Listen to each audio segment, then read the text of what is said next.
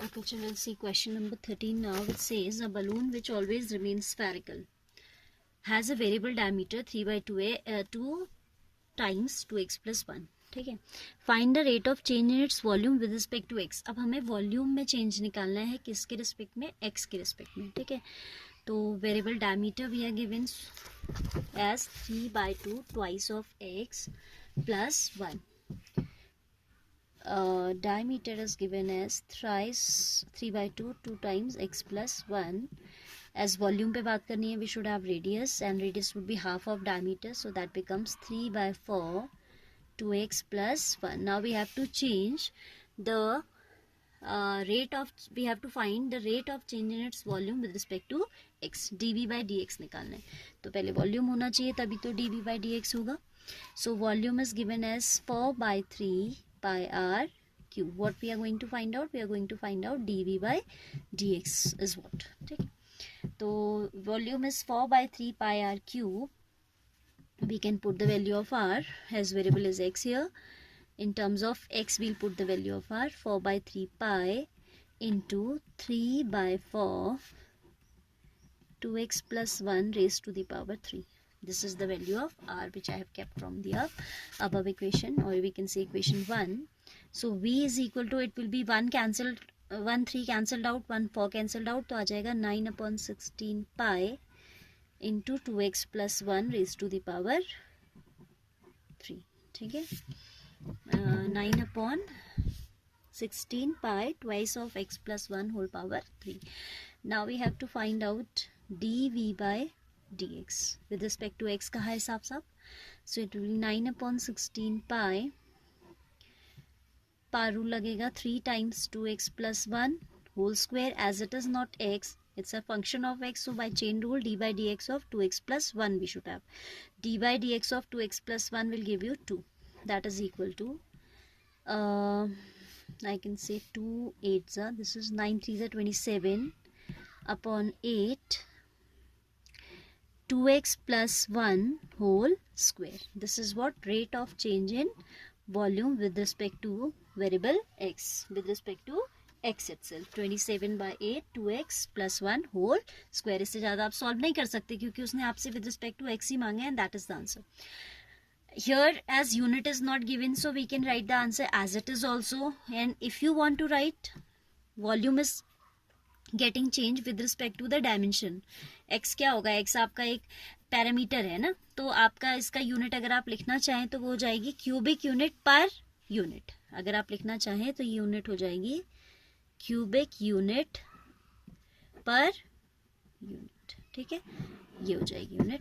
Otherwise if you don't write then also there is no issue, because x का उन्होंने हमें कोई unit नहीं दिया है कि सेंटीमीटर है, मीटर है, डायमीटर है, तो कुछ ना कुछ इसकी यूनिट होगी जो डिपेंड करती है यूनिट ऑफ एक्स पे. This is the function of x, this is a linear function of x. तो एक्स की यूनिट अगर सेंटीमीटर होगी तो इस पूरे डायमीटर की भी क्या होगी, सेंटीमीटर.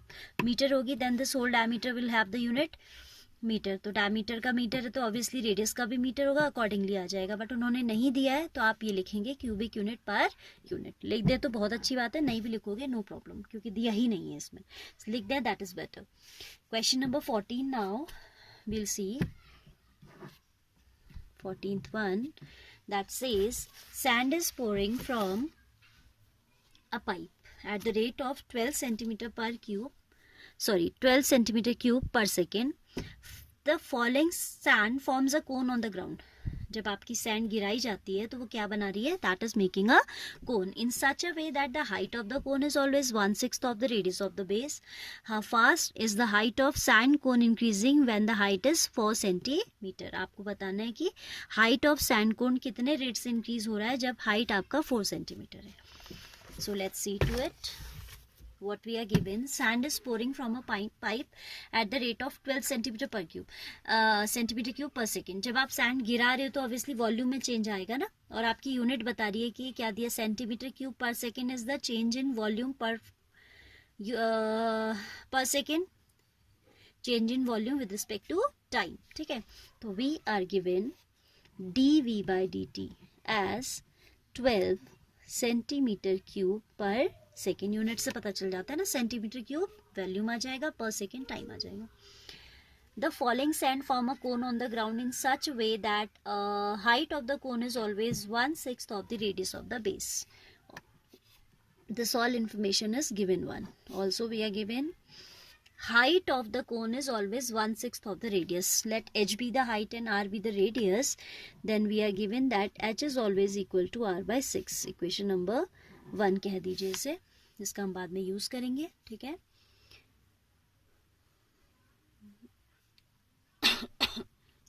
क्रॉस मल्टीप्लाई करके इसको हम ऐसा भी लिख सकते हैं, r is equal to 6 times h. क्यों हम ऐसा लिख रहे हैं? क्योंकि हमें देखिए रिलेशन लाना है, हाइट में चेंज क्या होगा ये बताना है. दिखाइए question number 14. How fast is the height of sand cone increasing when the height is 4 centimeter? तो dh by dt की बात करनी है, तो रेडियस की वैल्यू हमें जहाँ पे dr by जहाँ पे हम डिफ्रेंशिएशन करेंगे, एक तो हम h के रिस्पेक्ट में करेंगे, तो हमें पूरा इक्वेशन को h में कन्वर्ट करना है first of all. And that for that purpose we need to write h is equal to r is equal to 6 times h, क्योंकि हमें dh by dt पे बात करनी है. Volume of cone is given as 1/3 pi r square h. V equals to 1/3 pi as it is. R I am writing as 6h whole square into h. क्यों मैंने इसे h में convert कर दिया? Because we have to talk about rate of change in height. ठीक है. So this will be 6 square cancelled by 3. 36 by 3 will be 12 pi into 6 square is मैंने क्या किया, पाई इसको ध्यान नहीं आ रहा मैंने क्या किया गया था, तो I am doing in showing all the steps. 36 h square into h. ठीक है. 1/3 pi into 6 square is 36 h square into h. अब कर लेते हैं इसे 12 पाई. ठीक लिखा था बट मुझे डाउट हो रहा था कि क्या किया. ठीक है. So 12 pi h cube is the value of volume. ठीक है. In terms of height only. In terms of height only. अब हम इसमें लगा देते हैं इक्वेशन की नहीं, h equals to r equals to 6h, तो we have already put. Now we'll try differentiating. We'll differentiate it with respect to time. dv by dt would be dv by dh as h is the perimeter into dh by dt. ये आपका chain rule लगेगा, है ना.